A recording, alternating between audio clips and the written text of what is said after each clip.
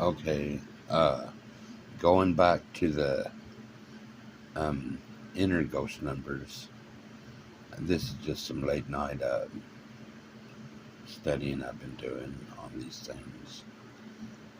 This is an old concept to me, and I'm not sure if I really brought this to anybody's attention too well in any of my previous videos. But to start off with, these are the inner ghost numbers again, purple.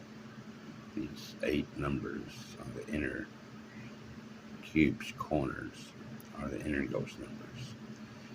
And I hope you're familiar with them right now. On both sides, they equal the outer ghost numbers, commutative. They're all these, every expression through this point is commutative. 5 and 11 and 16 on both sides, for example.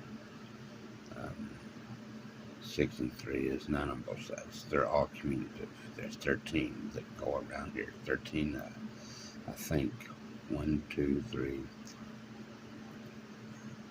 4, 5, 6, 7, 8, 9, 10, 11, 12, 13. Yeah, 13 commutative expressions that goes around a single point. Anyway, these inner ghost numbers, they have vectors and scalars. What I call a vector is a spatial diagonal with a lower number on one side and a higher number on the other side, 18 and 45, going from lowest to highest. These are 2 vector points. When you add them together, they create a vector line, and that line is the addition of 18 and 45, which is 63 on both sides, commutative. Same as always. But this is all vectors, and I chose the sequential order 1, 2, 3, 4, 5, and 6, as I usually do to study these things. And what these vectors, they're all vectors, and in sequential order, any numbers, I believe. They create, if you connect the dots, they create a volumetric, or a volume to a point. They create a volume to a point, a pyramid, or a prism, I guess, volume. Span of these, all vectors are volumes. This is all vectors too, but it's pointing in a different direction. And these are labeled, instead of 1, 2, 3, 4, 5, 6, it's 1, 2, 3, 4, 5, 6. And these vectors point outward on one side from a square to a point, pyramid, some sort of pyramid, I forgot.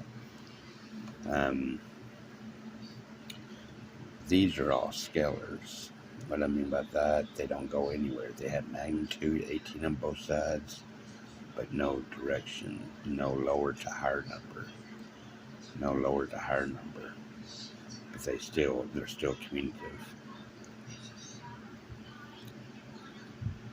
These are half scalar, half vector. 18 to 18, 18 to 18, and 18 to 18 are scalars. The 12 to 24, 12 to 24 are vectors.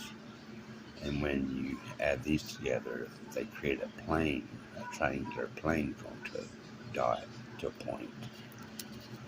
And these are labeled 1, 2, 3, 3, 2, 1. And these are labeled 1, 2, 3, 1, 2, 3. These create all scalars. This creates half scalars, half vectors. And of all these, if you look at all these combined, there's all vectors, all scalars, all vectors, half scalars, and half vectors. So these are all possible, the basic possibilities. All vectors with 2 different basic pointing directions. Any other direction you get is just going to be a variation of this. It's going to be at some sort of odd corner. It's going to be a triangular base and a triangular faces. And this is going to be a square base, square face, triangular faces to a point.